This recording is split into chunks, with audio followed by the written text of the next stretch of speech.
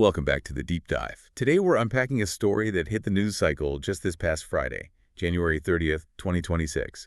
And honestly, it feels like the definitive end of a specific golden era of television. If you were online watching the news, you definitely saw the headline, Damon Wilson has died at the age of 79. It really is a heavy moment for pop culture history. Yeah. He passed away at his home in Palm Springs. The cause was complications from prostate cancer. And obviously, the immediate cultural reflex for almost everyone is to picture him in that dusty junkyard in Watts. Oh, absolutely. Wearing the suspenders, rolling his eyes at Redd Foxx. For millions of people, he is and always will be Lamont Sanford. Right, the dummy. The long-suffering son. Exactly, the guy who just couldn't get away. But the mission for today isn't just to reminisce about a sitcom from 50 years ago, though we will definitely get into why that show is a masterpiece. The mission is to look at the man behind Lamont. Because when you stack up the obituaries from the Hollywood Reporter, the New York Times, and you cross-reference them with his own memoirs. Especially his book, Second Banana. Yes, exactly. You realize that the junkyard was just a tiny, tiny fraction of his actual life. That is the key takeaway here. We are talking about a biography that includes, well, tap dancing on Broadway as a preschooler. Wow. Heavy combat in Vietnam, reaching the absolute highest peaks of Hollywood fame, and then just executing a complete radical pivot to the pulpit. It's effectively a story of two distinct lives lived by one man. So let's rewind all the way back. Because if you only know him as the straight man to Redd Foxx, his childhood is going to sound like it belongs to a completely different person. It really is. Grady Demon Wilson. He was born in Valdosta, Georgia in 1946, but grew up in New York City in Harlem. And he wasn't just a kid, goofing around in school plays. He was a prodigy. A legitimate prodigy. We often hear actors say they started young, which, usually means they did a commercial at age 10. Right. Wilson made his Broadway debut at age 4. 4 years old? 4. He was in a play called The Green Pastures, and by age 12, he was dancing at the Apollo Theater. Okay, let's pause on that for a second. The Apollo Theater. For anyone who doesn't know the history of that venue, you couldn't just walk on that stage and be okay. Absolutely not. The Apollo audience in that era was notorious. It was gladiator-level entertainment. If you weren't good, they would boo you off in seconds. I mean, they had a guy with a hook ready to pull you off stage. So for a 12-year-old boy to go out there, hold that stage and perform, that speaks to an immense level of discipline. And raw talent that he had before he was even a teenager. But then right in the middle of this rising trajectory, there's a medical crisis that almost ends everything. And it seems like this moment really stayed with him for the rest of his life. It did. It's a pivotal moment. At age 13, his appendix ruptured. Now, today, an appendectomy is routine, but a rupture is life-threatening. Very serious. He went into septic shock. He nearly died. And in that delirium of pain and fear, young Demon Wilson made a vow. He promised that if he survived, if God let him live, he would serve God as an adult. That is heavy for a 13-year-old. It is. He even toyed with the idea of becoming a Catholic priest back then. But, as often happens, life moved on, he recovered, and that vow was sort of put on the back burner. He didn't go straight to the seminary. No. History got in the way first. The Vietnam War got in the way. Exactly. And this is a detail that often gets lost because his TV character, Lamont, was so cynical and urban and, focused on money. Right. But Wilson was a soldier. He served in the U.S. Army from 1966 to 1968, specifically with the 4th Infantry Division. And just to clarify, this wasn't a PR assignment? He wasn't in the USO entertaining the troops or anything? No, not at all. He was in the thick of it. He was a grunt. He was wounded in combat and received the Purple Heart. And it's worth pausing on that contrast, You have this man who would become famous for petty bickering over junk, but he was carrying the very real trauma of combat. It's interesting because in the 70s, you had all these dramatic depictions of Vietnam vets coming out, movies like The Deer Hunter or Coming Home. Where the trauma was the whole point. Exactly. But Wilson took that experience and went into comedy. Which, is a common survival mechanism. Humor is a shield. Sure. So when he came home, he went back to the stage. But by the early 70s, he was picking up guest spots on TV. He did Mission Impossible. He was in a movie called The Organization. But the domino that knocked everything down, the lucky break, happened in 1971 on a show called All in the Family. This is one of those classic Hollywood right place, right time stories, isn't it? It is. It was an episode called Edith Writes a Song.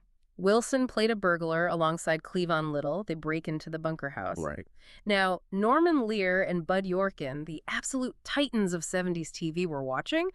They were in the middle of trying to adapt a British sitcom called Steptoe and Son for American audiences. And Steptoe and Son was huge in the UK, right? Massive. A cultural phenomenon. It was about a rag-and-bone man, what we call a junk dealer, and his son. Lear and Yorkin had already cast Redd Foxx as the father, Fred Sanford. And Fox was a legend, but a very specific kind of legend. He was a nightclub comic, known for party records, blee comedy, very explicit stuff. He was a wild card. They needed an anchor. They needed someone who could stand toe-to-toe with him and not get blown off the screen. They needed someone who wouldn't just disappear. Exactly. They saw Wilson play that burglar, they saw the intensity in his eyes, and they knew they had their Lamont. So Sanford and Son debuts in January 1972. It's a mid-season replacement. For listeners who might not know how network TV used to work, can you explain what that actually is? Sure. So back then, the big TV season started in September. That's when the networks put out their best stuff. If a show failed or got canceled by Christmas, they'd slot in a mid-season replacement in January. They were usually considered throwaways. Pretty much. They were filler. Things the network didn't have much faith in. Sanford and Son was filler. And then it just explodes. Explodes is the right word. It didn't just survive, it dominated. It shot to #2 in the country, right behind All in the Family, a ratings juggernaut. We have to peel back why it worked, because on paper, the premise is incredibly simple. It's just two guys in a room yelling at each other. It's the chemistry. It is. But I want to drill down on the term straight man. People use it a lot, and Wilson is considered one of the best ever. But I feel like the term is often interpreted as, the boring guy. That is the biggest misconception in comedy history. The straight man isn't the boring guy. The straight man is the architect of the joke. Okay, explain that. And think of it this way. Redd Foxx is the chaos agent. He's faking heart attacks, he's scheming, he's insulting people. If Lamont laughs along, or if Lamont acts just as crazy as Fred, the scene collapses. It becomes a cartoon. It becomes unbelievable. Wilson's performance was all about the reaction. The eye roll, the deep sigh, the look of, I cannot believe I am related to this man. That creates the tension. And the release of that tension is the laugh. Precisely. Without Lamont's genuine frustration, Fred Sanford isn't funny. He's just an annoying old man. Wilson understood that his job was to tee up the ball so Fox could knock it out of the park. But that dynamic, the frustration, that wasn't just acting, was it?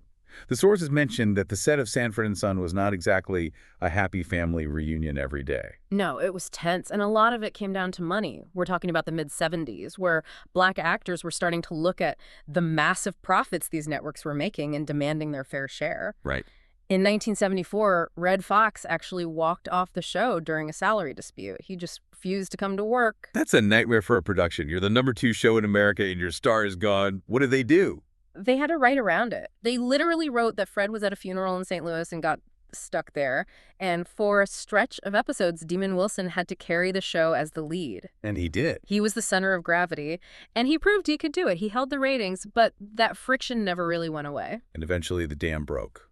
Fox left for good. Right. In 1977, Fox jumped ship to ABC to do a variety show for a massive paycheck. And here is a fascinating what-if moment in TV history. NBC was desperate to keep the cash cow alive. They offered Demon Wilson a fortune to stay on and do the show alone. Sanford and Son without Sanford. That sounds doomed. It sounds absurd. And Wilson thought so, too. He turned it down. He had too much artistic integrity, or maybe just self-awareness, to know that the show was about the duo. You can't have one without the other. You can't have the string without the kite. The network actually tried to retool it as Sanford Arms without either of them, and it was a disaster. It flopped immediately. I was surprised to read about their personal relationship. You watch them for 6 seasons, they feel like blood relatives. But in real life, they barely spoke after the show ended. That's the tragedy of the business, isn't it? It's a workplace. They didn't speak from 1977 until around 1983. Wilson writes about a single meeting at a tennis club shortly before Fox died. Wow. He said he had forgiven Fox, but the wound was deep. He felt they were a team, a partnership, and that Fox had quit without even consulting him. Wilson felt left behind. And that feeling of being left behind or being the second banana, which, as you said, is the title of his memoir, It seems to have followed him into the next phase of his career. It really did. He was young, he was famous, he had talent, he signed a big contract with CBS, but he ran into what we might call the sitcom curse. His first big swing was a show called Baby, I'm Back, in 1978. The premise of that show, I read about it, and it feels like it hasn't aged particularly well. It's a tough premise for a comedy. Wilson played a man who abandoned his family, moves away, and then comes back years later, just as his wife is about to remarry. And you're supposed to root for him. It was trying to be complex, dealing with broken families, but yeah, audiences didn't really want to root for a guy who walked out on his kids. It lasted less than a season. And then he tried to step into the shoes of another legend. The New Odd Couple, in the early 80s, an all-black remake. Wilson played Oscar Madison, the messy one, and Ron Glass played the uptight Felix Unger. On paper, that sounds amazing. Ron Glass was brilliant. He was. But remakes are dangerous. You're inviting comparison to perfection. And again, the chemistry just didn't spark the same way. It was canceled quickly. And this is where the story takes a dark turn. We're in the early 80s now, the era of Hollywood excess. And Wilson was very candid about this later in life, which I think is part of his legacy. He admitted to battling a serious cocaine addiction during this period. He described a specific type of emptiness. He had the jewelry, the mansion in Beverly Hills, the fame, but he felt hollow. He used a biblical metaphor to describe himself. Jonah running from the Lord. Exactly. He felt he was running away from that vow he made when he was 13 years old in the hospital. He felt he was living a life that wasn't his. And then came the pivot. In 1984, he stopped running. The transformation was absolute. DeMint Wilson didn't just get sober. He became an ordained minister in 1984. He joined the Church of God in Christ. And I want to be clear, this wasn't some celebrity pastor thing where he just showed up for photo ops. He really committed to the theology and the work. He started an organization for prison reform, didn't he? Yes, in 1994, he founded Restoration House.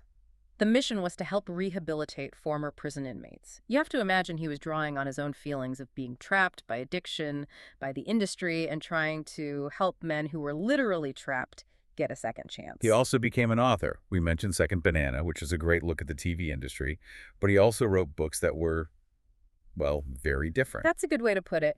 His book, New Age Millennium, is fascinating because it shows how conservative his theology became. He was very critical of the New Age movement, which he saw as a spiritual danger. He wasn't just a love everyone figure. He was a firebrand. It was a complete rejection of the Hollywood value system. Did he ever look back? Did he ever return to acting? He dipped his toe back in, but on his own terms. If you watched the show Girlfriends in the early 2000s, you might remember him. Wait, who was he on Girlfriends? He played Kenneth Miles, the biological father of the character Lynn. It was a recurring role. It was actually a lovely full-circle moment. He brought this great veteran presence to the set. But for the last 40 years of his life, his primary identity was not actor. It was reverend. And unlike the chaotic, bickering family life of Lamont and Fred Sanford, Wilson's own home life was remarkably stable. That is the biggest contrast of all. He married Cicely Johnston back in 1974, right when Sanford and Son was at its absolute peak, and they stayed married until his death. Over 50 years. In an industry known for 72-day marriages and messy public divorces, that kind of stability is a legacy in itself. They raised 6 children together. So we arrive at the end. Friday, January 30th, 2026. Palm Springs. It's a moment to really assess what he left us. On a macro level, Sanford and Son was a pioneer. It proved that a sitcom with a predominantly black cast could dominate the ratings in mainstream America. It opened the door for the Jeffersons, Good Times, The Cosby Show, everything that followed. But on a micro level, it's about the character. Why do we still care about Lamont? Why does seeing his face make us smile? I think it comes down to a specific generational theme. Lamont represented the patience of the younger generation. He was always trying to move up, trying to be modern, and he was constantly being pulled back by the old ways, by his father's stubbornness. But he never left. He never left. He threatened to leave in almost every episode. He'd pack his bags, he'd stand at the door, but he always stayed. That loyalty, that mix of frustration and deep, abiding love is something I think everyone identifies with. We've all felt like Lamont at some point with our own families. That's a beautiful way to put it. He was the anchor. And if you zoom out to Wilson's actual life, you see a man who was always serving something bigger than himself. His country in Vietnam, the comedy of the show, and then his congregation. He understood duty. It really is a story of 2 lives, the straight man and the saint. You know, he titled his book Second Banana, accepting that role. But looking back, I have to ask, was Lamont actually the heart of the show? I would argue yes. Without the son to ground him, the father is just a caricature. You need that reality to make the comedy sing. Perhaps the straight man is actually the most important person in the room. And then he spent the second half of his life helping others shine through his ministry. It's a poetic arc. It is a life well lived with many chapters. If you haven't seen Sanford and Son in a while, or maybe ever, go find an episode. Watch it not just for Redd Foxx's antics, but watch Demon Wilson. Watch the reactions, the timing. You'll see a master at work. Demon Wilson, dead at 79. Rest in peace. Indeed, a true talent. That's it for this deep dive. Thanks for listening, and we'll catch you on the next one. Goodbye, everyone.